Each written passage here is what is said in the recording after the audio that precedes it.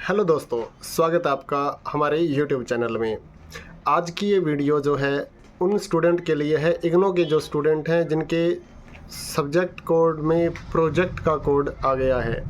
तो जो भी स्टूडेंट प्रोजेक्ट रेडी करना चाहते हैं वो इस वीडियो को पूरा देखें, क्योंकि अगर आपने गलतियां करी तो आपका प्रोजेक्ट 100% रिजेक्ट होगा और आपका एक साल भी बर्बाद होगा। और फिर जब रीसबमिट करने जाएंगे तो आपको एक फॉर्म भरना होगा जिसमें 1000 रुपये आपको दोबारा रीसबमिट की फ़ीस भी जमा करनी होगी। तो प्रोजेक्ट बनाने से पहले इस वीडियो को पूरा ज़रूर देख लें।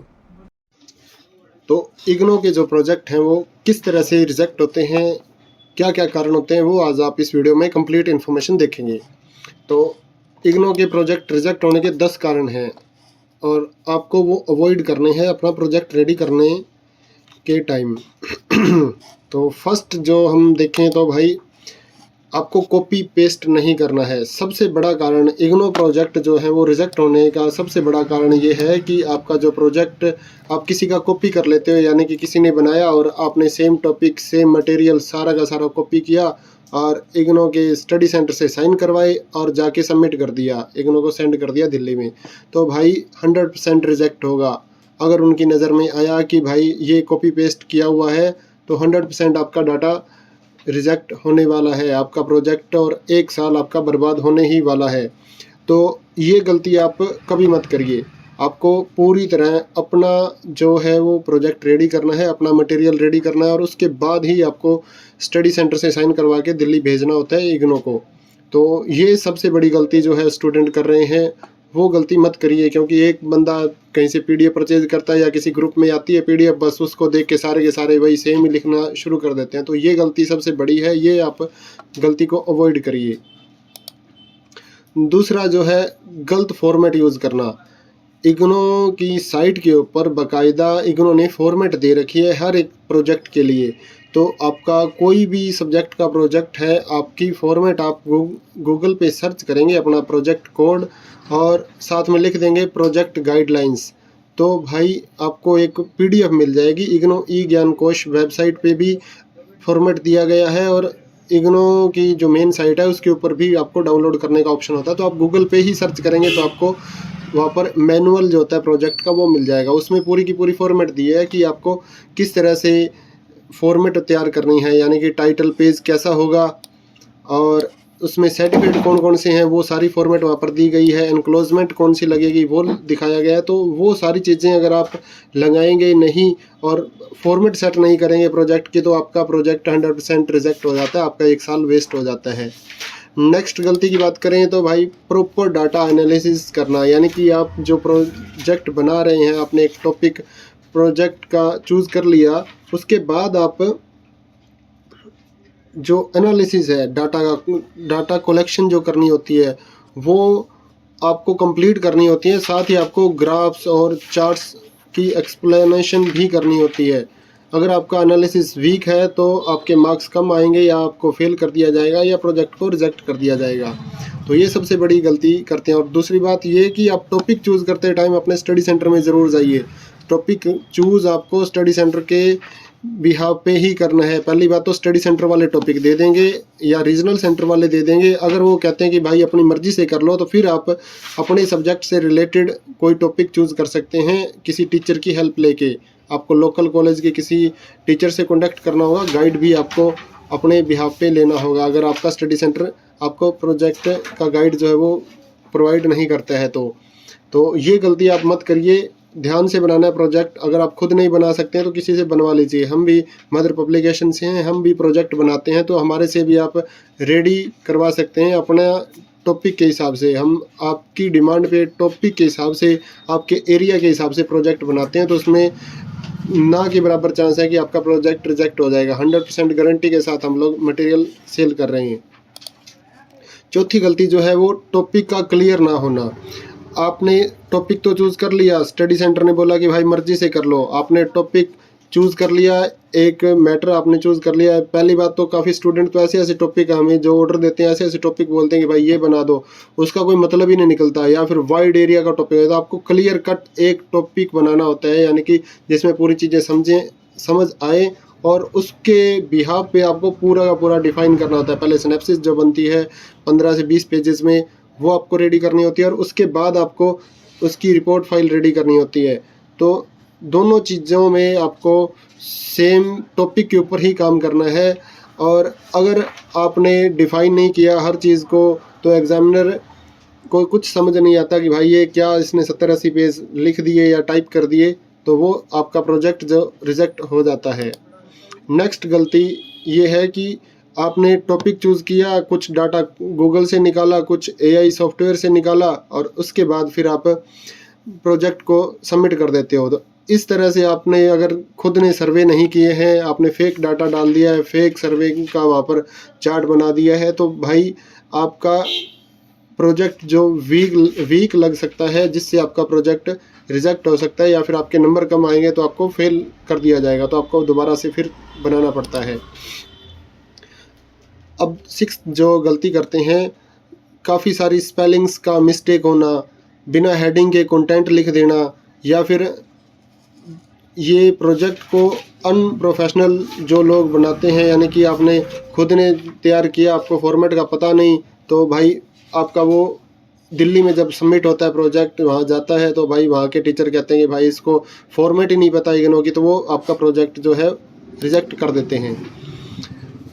अब बीच में जो सर्टिफिकेट यानी कि फ्रंट पेजेस लगते हैं इसमें, तो काफ़ी स्टूडेंट ये गलती करते हैं कि भाई गाइड के सिग्नेचर करना ही भूल जाते हैं। गाइड प्रोवाइड स्टडी सेंटर नहीं करता, तो आपको लोकल गाइड से ही करवाना होता है, यानी कि किसी लोकल कॉन्टैक्ट करना होता है लोकल टीचर को, और अपने सब्जेक्ट से रिलेटेड जो टीचर हैं उनसे आपको साइन करवाने होते हैं, और सर्टिफिकेट पेज भी नहीं लगाते कई स्टूडेंट, तो इसलिए भी आपका प्रोजेक्ट रिजेक्ट हो जाता है। नेक्स्ट जो बात करें तो भाई लेट सबमिशन, क्योंकि इग्नो की गाइडलाइंस में डेट्स दी होती हैं, तो उस हिसाब से आपको जल्दी से जल्दी अपना प्रोजेक्ट जो है वो रेडी करके स्पीड पोस्ट या फिर ऑनलाइन सबमिट जिनका भी होता है, तो वो अपना प्रोजेक्ट लास्ट डेट से पहले वहाँ पहुँचाना होता है। जो स्टूडेंट लास्ट डेट की वेट करते रहते हैं, तो भाई लास्ट डेट के बाद जब उनके पास पहुँचता है तो वो एक्सेप्ट करते ही नहीं, तो वो कहते हैं कि भाई आपका तो हमारे पास प्रोजेक्ट आया ही नहीं। तो ये गलती आपको नहीं करनी है। कहीं आप पूरा मटेरियल तैयार करो और फिर लास्ट डेट निकल जाए और फिर आप कहो कि भाई मेरे तो नंबर नहीं लगे, आपका पूरा 1 साल वेस्ट हो जाए, तो ये गलती आप मत करिए। जो आपका टॉपिक है उससे हटकर अगर आप कुछ ना कुछ बीच में ऐड कर देते हैं, यानी कि टॉपिक आपका कुछ और है और उसके बाद फिर आप जब प्रोजेक्ट में डिफ़ाइन कर रहे हैं आपके पेजेस कम हो रहे हैं, और फिर आप कुछ ना कुछ एक्स्ट्रा हेडिंग बना के, मतलब जो कंटेंट से रिलेटेड ही नहीं है, आप काफ़ी स्टूडेंट ऐसी गलती भी करते हैं कि टॉपिक कुछ और है और फिर जो बीच में हेडिंग्स कई ऐसी डाल देते हैं कि भाई इसका टॉपिक के साथ क्या लेना देना है, तो वहाँ पर एग्जामिनर उस चीज़ के मार्क्स नहीं देता और आपको फेल कर दिया जाता है। और जो प्रोजेक्ट की फॉर्मेट दी गई है इग्नो में, आप अपने स्टडी सेंटर में ज़रूर बात करें कि भाई हमारा जो प्रोजेक्ट है जो है वो बाइंडिंग करके जमा करना है या फिर इसकी फ़ाइल बनानी है, तो लूज़ पेजेस में आपको सबमिट नहीं करना भाई। इसके लिए आप अपने स्टडी सेंटर में या रीजनल सेंटर में ज़रूर बात करें पहले से ही, अदरवाइज़ आपका प्रोजेक्ट जो है वो रिजेक्ट हो जाता है। तो दोबारा से आप समझिए इस चीज़ को, जो मैंने पॉइंट आपको बताए। आपका टॉपिक सिलेक्शन जो है वो स्टडी सेंटर के हिसाब से होना चाहिए, आपको गलत टॉपिक नहीं लेना है। आप पहले स्टडी सेंटर में जाइए, टॉपिक लीजिए और टॉपिक लेकर आना है और उसके ऊपर बनाना है। अगर वो कहते हैं कि भाई टॉपिक हमारे पास नहीं है, आप मर्जी से करिए, तो भाई फिर भी आप टॉपिक चूज़ करिए और उनको एक बार ज़रूर दिखाइए बनाने से पहले, क्योंकि पूरी मेहनत कर लेंगे और फिर दिखाएंगे तो वो मना कर देंगे। भाई काफ़ी स्टूडेंट को ऐसा भी बोला जाता है स्टडी सेंटर से या रीजनल सेंटर से कि भाई आपका टॉपिक ये नहीं होना चाहिए, भाई ये तो आपने वाइड लेवल का बना दिया, भाई आपने ये छोटे लेवल का बना दिया। इस चीज़ों से बचने के लिए आप भाई पहले अपने स्टडी सेंटर में टॉपिक ज़रूर अप्रूव करवाइए और उसके बाद ही आप उसके ऊपर अपनी सिनेप्सिस और रिपोर्ट फाइल तैयार करिए। किसी का कॉपी करने से आपका प्रोजेक्ट 100% रिजेक्ट होता है। उसके बाद आपकी जो फॉर्मेट है वो आपको फॉलो करनी है, अगर आपने नहीं किया तो रिजेक्ट हो जाएगा। डाटा एनालिसिस वीक नहीं होनी चाहिए, यानी कि कंप्लीट आपको डाटा स्ट्रक्चर सेट करके ही आपका सबमिट करना है। और जो प्रेजेंटेशन है उसमें यानी कि फॉर्मेटिंग जो आप करोगे वो आपको सेट करके अच्छी तरीके से, मतलब अच्छा फॉर्मेट किया हुआ प्रोजेक्ट ही आपका सबमिट करना है। और जो सर्टिफिकेट एनक्लोजमेंट वगैरह है वो मिसिंग नहीं होने चाहिए। आपको कंप्लीट डाटा यानी कि जितने भी टॉपिक्स होते हैं इसमें रिसर्च के हैं, आपके मेथोडोलॉजी है या रेफरेंस हैं, ये क्वेश्चनरीज हैं, ये सारी चीज़ें बीच में होनी चाहिए। यानी कि कंप्लीट फॉर्मेट में ही आपको जो आपकी गाइडलाइंस में दिया गया है उसी में ही आपको प्रोजेक्ट सबमिट करना है, अदरवाइज़ आपका प्रोजेक्ट रिजेक्ट हो जाएगा। और टाइम पे आपको सबमिट कर देना है, अदरवाइज़ आपके बनाने का कोई फ़ायदा ही नहीं है। काफ़ी स्टूडेंट लेट हो जाते हैं, तो भाई ये गलती आप मत करिए। तो ये थी वीडियो आपके लिए जो आपके प्रोजेक्ट को रिजेक्ट होने से बचाएगी।